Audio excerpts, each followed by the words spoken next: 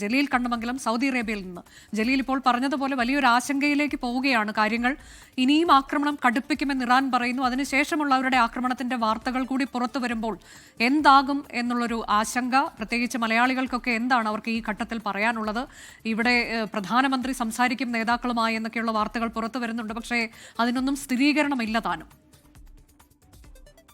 Anuja, Gulf മേഖലയിൽ Oman ഒഴികെയുള്ള 5 Gulf രാജ്യങ്ങൾക്കെതിരെയാണ് കഴിഞ്ഞ രാത്രിയിൽ ഇറാന്റെ ആക്രമണം ഉണ്ടായത്. എന്നാൽ ഇന്ന് ഒമാനെതിരെയും ആക്രമണം ഉണ്ടായി എന്നത് ഏറെ ആശങ്ക ഉണ്ടാക്കുന്ന ഒരു കാര്യമാണ്. ഇന്ന് ബഹ്റൈൻ, UAE, ഖത്തർ, അതോടൊപ്പം ഒമാൻ എന്നീ രാജ്യങ്ങൾക്കെതിരെയാണ് ആക്രമണം ഉണ്ടായത്. അതോടൊപ്പം ജോർദാനെതിരെയും ഇറാന്റെ ആക്രമണം ഉണ്ടായി.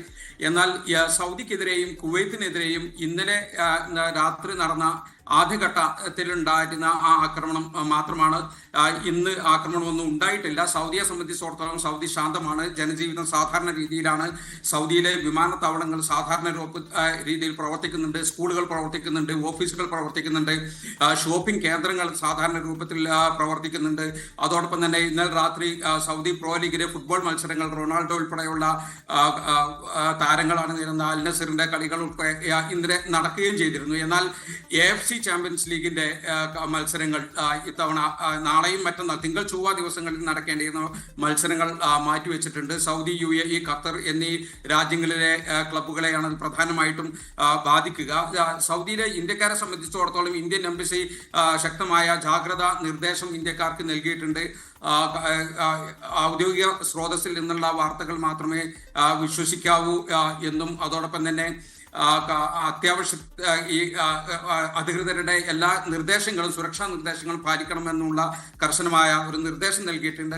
മക്കയിലും മദീനയിലുമുള്ള ഹറം പള്ളികളിൽ കഴിഞ്ഞ ദിവസം രാത്രി നടന്ന നിസ്കാരങ്ങൾ, തറാവീഹ് നിസ്കാരങ്ങളിലൊക്കെ പ്രത്യേക പ്രാർത്ഥന ഇതിനുവേണ്ടി ഉണ്ടായിരുന്നു. വിമാനത്താവളങ്ങളിൽ കുടുങ്ങിയവർക്ക്, അതായത് സൗദിയിലെ വിമാനത്താവളങ്ങളിൽ മറ്റു രാജ്യങ്ങളിൽ വിമാന സർവീസുകൾ റദ്ദാക്കിയത് കാരണം വിമാനത്താവളങ്ങളിൽ കുടുങ്ങിയ പല ആളുകളും ഉണ്ട്. അത് ഉംറ തീർത്ഥാടകരുണ്ട്. GCC പൗരന്മാരായ ഇങ്ങനെ കുടുങ്ങിയ ആളുകളെ അവരെ നമ്മുടെ അതിഥികളായി സ്വീകരിച്ച് അവർക്ക് താമസം, ഭക്ഷണം, മറ്റു സൗകര്യങ്ങളൊക്കെ നൽകണം എന്ന് സൗദി ഭരണാധികാരി സൽമാൻ രാജാവ് നിർദ്ദേശം നൽകിയിട്ടുണ്ട്. കിരീടാവകാശി മുഹമ്മദ് ബിൻ സൽമാൻ രാജകുമാരനും നിർദ്ദേശം നൽകിയിട്ടുണ്ട്. ഉംറ തീർത്ഥാടകരുടെ ഇത് റമദാൻ മാസമാണ്. അതുകൊണ്ട് തന്നെ ലോകത്തിന്റെ വിവിധ ഭാഗങ്ങളിൽ നിന്നും ഉംറ തീർത്ഥാടകർ സൗദിയിലേക്ക് ഒഴുകിക്കൊണ്ടിരിക്കുന്ന ഒരു സമയമാണ്. ഇങ്ങനെ പല തീർത്ഥാടകരും സൗദിയിലേക്ക് പുറപ്പെടാൻ സാധിക്കാത്ത ഒരു സാഹചര്യമുണ്ട്. സൗദിയിൽ എത്തിയ പല തീർത്ഥാടകർക്കും ഇന്നും നാളെയൊക്കെ തിരിച്ചു പോകേണ്ട ഒരു സാഹചര്യമുണ്ട്.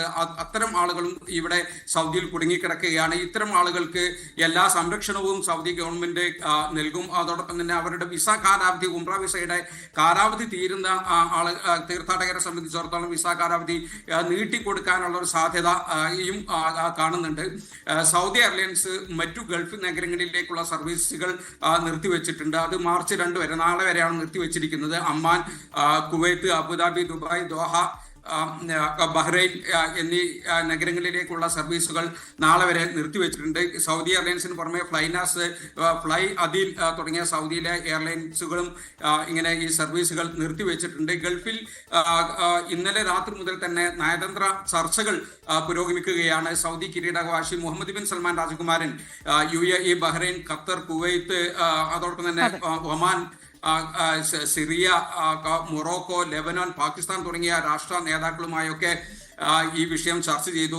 ഈ ഗൾഫ് രാഷ്ട്ര തലവന്മാരുമായി പല തവണ ഈ വിഷയം നിലവിലുള്ള സാഹചര്യം ചർച്ച ചെയ്തുകൊണ്ടിരിക്കുന്നുണ്ട്. സാഹചര്യം നിലനിൽക്കുന്നുണ്ട്. ആക്രമണം വീണ്ടും ഇറാൻ തുടങ്ങിയിട്ടുണ്ട്. അതിന്റെയൊക്കെ വിവരങ്ങളാണ് ഇപ്പോൾ അല്പസമയം മുൻപ് ഒമാനിൽ നിന്നും ഒപ്പം തന്നെ ദുബായിൽ നിന്നും ഒക്കെ വന്നത്. സൗദി അറേബ്യയിൽ എല്ലാ സഹായവും അവിടെയുള്ള ജനങ്ങൾക്ക് ചെയ്യുമെന്നത് ഭരണകൂടം ഉറപ്പ് നൽകിയിട്ടുണ്ട് എന്നതാണ് ജലീൽ കണ്ണമംഗലം അറിയിച്ചത്. ഒരാശങ്ക വേണ്ടതില്ല എന്നുള്ള ഉറപ്പ് കൂടി ഭരണകൂടം നൽകുകയാണ്. ലോകത്തെവിടെയായാലും ഏത് സമയത്തും 24 വാർത്തകളും ഓഗ്മെന്റഡ് റിയാലിറ്റി പാക്കേജുകളും എക്സ്പ്ലെയിനറുകളും വിശദമായി കാണാൻ ഞങ്ങളുടെ യൂട്യൂബ് ചാനൽ നിങ്ങൾക്ക് സബ്സ്ക്രൈബ് ചെയ്യാം.